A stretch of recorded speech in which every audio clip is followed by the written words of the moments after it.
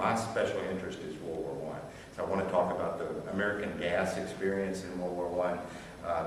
These fellows had no idea, in many cases, what they were getting into. When you think of the rural background of America, coming off so many places, farms, never have been in the cities, much less exposed to something like this, and how they dealt with it, and how they worked together and saved each other and got their job done.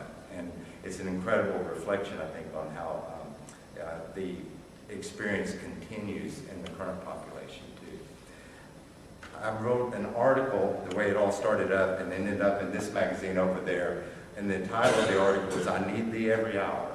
And it was an inscription off of one of these gas mask bags, and apparently that was done by a number of people, so it's not unique to this individual, but there is one of those I'll show you here in a moment. It was an amazing experience, as we were talking about. This is how it started, how the surprise when it all first became apparent.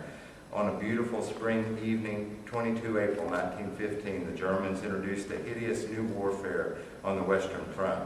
Near Ypres in Belgium, a green cloud of chlorine was released into a gentle breeze against the French territorial and African troops.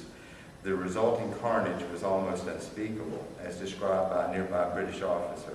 The chlorine held for these brave Africans a sheer terror of the supernatural. One cannot blame them that they broke and fled. In the gathering dark of that awful night, they fought with terror, running blindly in the gas cloud and dropping with breasts heaving in agony, and the slow poison of suffocation mantling their dark faces.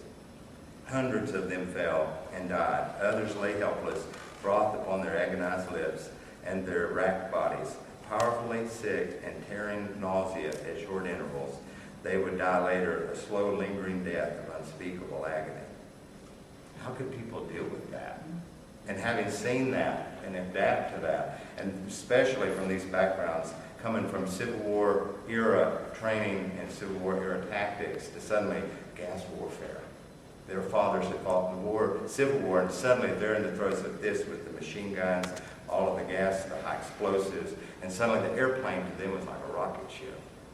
But in that reflection, this is the more militarized version. That's what it felt like, the first account. This is the militarized version. Specially trained German pioneers released 160 tons of liquid chlorine into the air against French and Algerian troops at Ypres.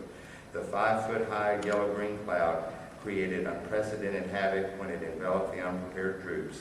Even the Germans were surprised by the result and did not fully exploit the large gaps created in the Allied line as panic-stricken troops ran to the rear. They panicked, for chlorine destroys its victims after horrible suffering by blinding them and burning the lining of their windpipes and lungs, causing bodily fluids to fill the lungs and froth from the mouth. The unfortunate soldiers literally drowned in their own fluids. How could human beings do this and put up with it?